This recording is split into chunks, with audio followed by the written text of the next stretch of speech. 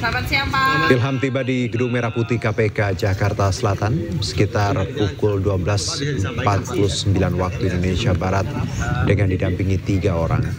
Kedatangan Ilham yang merupakan putra Presiden ketiga Republik Indonesia ini untuk memberikan keterangan usai diperiksa oleh penyidik KPK.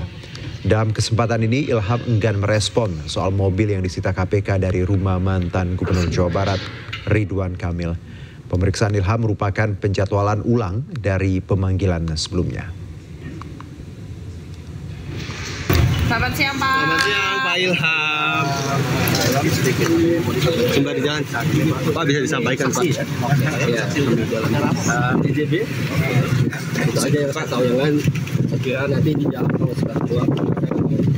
Pak, yang soal sebagaimana yang baik kita tentunya kalau dipanggil kita harus soal dimensi yang diamankan. saya ini spekulasi saja. Kita lihat nanti. Itu katanya atas nama Pak B.J. Habibie. Ya memang itu kan barisan itu Jualnya berapa miliar, Pak? saya akan jawab nanti. Gimana? Saya mau registrasi dulu. Dia nggak terlambat. Setelah jadi tersangka, ex-wakil Menteri Ketenagakerjaan Immanuel Ebenezer menyesal telah melakukan korupsi. Noel berjanji akan kooperatif dan kembalikan mobil mewah hasil korupsi sertifikasi K3 Kementerian Tenaga Kerja.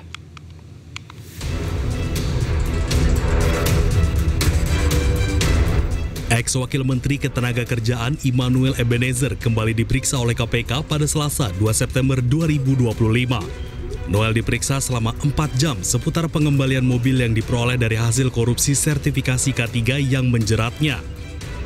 Tidak hanya itu, Noel juga mengaku bersalah kepada penyidik serta mendukung segala upaya yang dilakukan KPK. Bahkan KPK juga menghormati sikap Noel yang mau mengakui kesalahannya. Ya, soal pengembalian mobil ya, karena kita sangat kooperatif dengan penyidik, karena kita juga mendukung apa yang dilakukan KPK, dan saya juga mengaku salah. Dan mereka menghormati sikap saya yang gentle, langsung mengakui kesalahan saya. Oh ya. Terus kalau mobil yang suruh ngumpetin siapa Bang Habis Montete? Kita akan kembalikan. Ya wajar ya, anak-anak saya pada takutan. Manuel tadi tanya apa aja Bang? Tadi tanya itu apa aja pemeriksaan? Dapat duit berapa aja dari... Sebelumnya, KPK menetapkan Immanuel Ebenezer sebagai tersangka kasus pemerasan pembuatan sertifikat K3 terhadap beberapa perusahaan. KPK menyebut Noel mengetahui praktik pemerasan tersebut namun membiarkan dan menerima sejumlah dana. Dari Jakarta, tim liputan iNews melaporkan. Hari ini Cina merayakan HUT ke-80.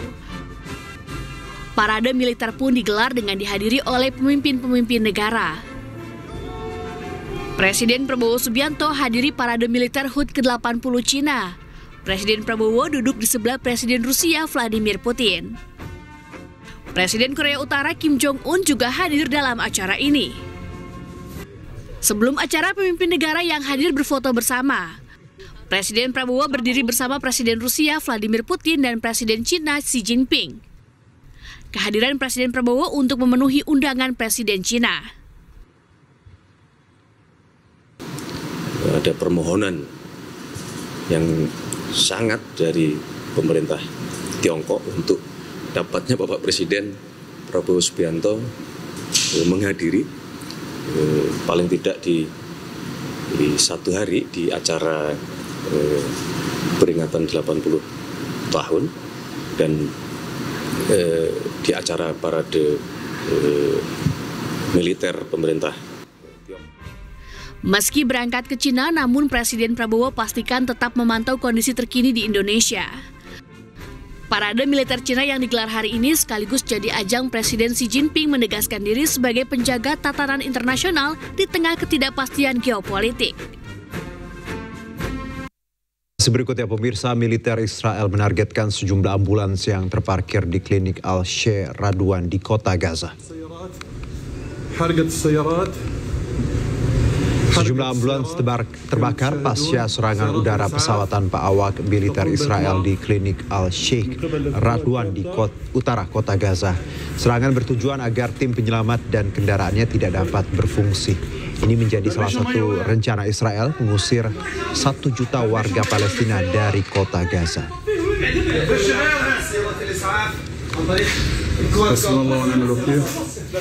Aktivis kemanusiaan yang akan menembus blokade Gaza mengikuti pelatihan pelayaran di Tunisia. Rencananya para aktivis akan berlayar melewati Laut Mediterania. Aksi ini sebagai protes terhadap blokade dan genosida di Gaza.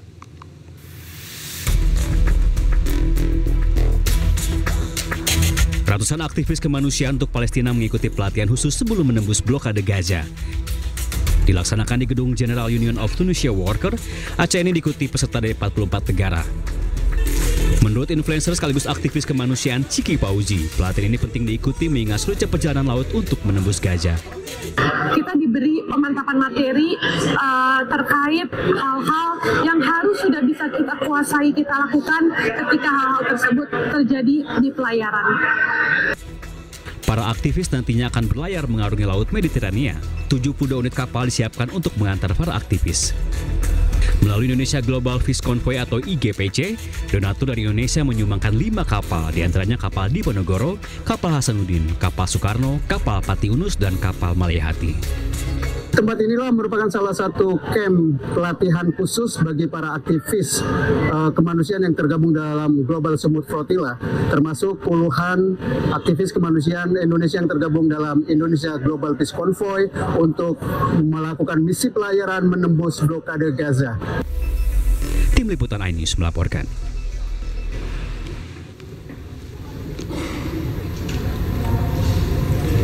Polisi menetapkan 7 orang tersangka dalam kasus provokasi demo yang berujung kericuan beberapa waktu lalu. Menurut polisi, dalam aksinya para tersangka membuat konten di media sosial yang berisi hasutan dan mengajak massa untuk melakukan aksi anarkis dan menjara rumah. 7 tersangka ini dijerat pasal berbeda dengan ancaman hukuman mulai dari 4 hingga 12 tahun penjara. Selain menetapkan tersangka, polisi menyita sejumlah alat bukti, antara lain HP dan akun media sosial. Sejumlah tersangka sudah ditahan sejak 2 September kemarin. Polisi menghimbau masyarakat bijak bermedia sosial. Kami menghimbau kepada seluruh masyarakat untuk tetap tenang dan bijak dalam menggunakan media sosial. Dan mari kita bersama-sama menjaga suasana tetap kondusif dengan tidak menyebarkan informasi yang belum jelas kebenarannya dan menggunakan media sosial sebagai sarana untuk berbagi informasi positif dan saling mengingatkan. Kami mengajak seluruh lapisan masyarakat untuk selalu memeriksa kebenaran informasi sebelum membagikannya. Pemirsa, artis sekaligus anggota DPR nonaktif Uya Kuya ajukan restoratif justice kepada salah satu pelaku penjarahan rumahnya. Pasalnya pelaku merupakan seorang wanita. Dengan didampingi istrinya, Uya Kuya mendatangi kantor Polres Jakarta Timur di Jatinegara, Jakarta Timur, Rabu sore. Uya Kuya dan istri keluar dari unit PPA Polres Jaktim setelah bertemu pelaku penjarahan rumahnya untuk ajukan restoratif justice dengan pelaku inisial RJ. RJ yang merupakan seorang perempuan tidak mengetahui barang rongsokan yang diambilnya dari depan rumah Uya Kuya adalah hasil perusakan dan penjarahan. Uya Kuya juga mengaku belum melapor terkait insiden penjarahan rumahnya. Uya Kuya menyerahkan semua proses hukum ke pihak kepolisian. Bang, terkait terus terang, saya kalau 10 tersangka ini saya nggak tahu, maksudnya nggak, karena saya juga sampai sekarang belum buat laporan apa-apa, Dan itu kan mungkin hasil laporan model A dari polisi atau mungkin hasil polisi, tangkapan polisi pada saat itu, saya juga nggak mengerti karena tadi urusan saya kan di unit PPA dan khusus buat ibu ini aja.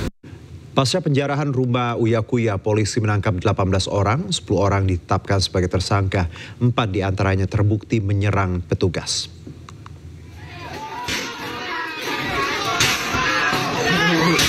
Polisi bergerak cepat menangkap pelaku penjarahan rumah Surya Utama alias Uya Kuya di Duren Sawit, Jakarta Timur. Lewat laporan masyarakat dan penelusuran lewat video amatir, polisi mengamankan 18 orang pelaku.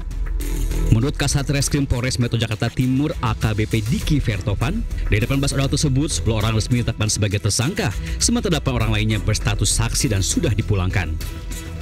Dari ke-10 orang tersangka, 4 orang terbukti menyerang petugas, sementara 6 lainnya terbukti melakukan penjarahan.